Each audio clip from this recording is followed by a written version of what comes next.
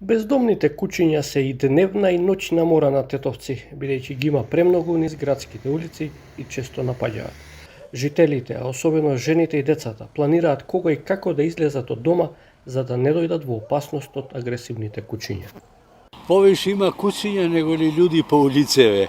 И сега тие дојдени се овде каве само прават проблеми.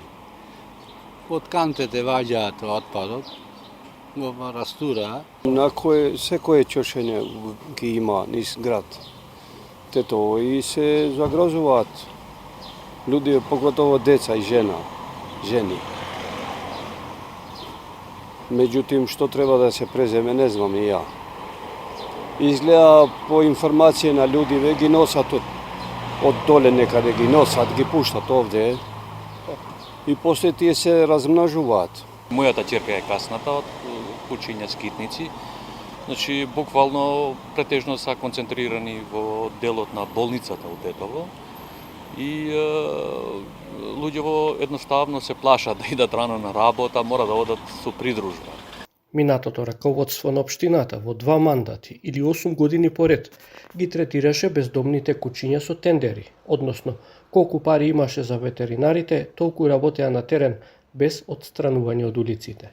Сегашниот градоначалник најавува дека нема да ја прави истата грешка и дека ќе се бара трајно решение, служба која постојано ќе работи и ќе има соодветен стационар каде ќе се чуваат дел од тие животни.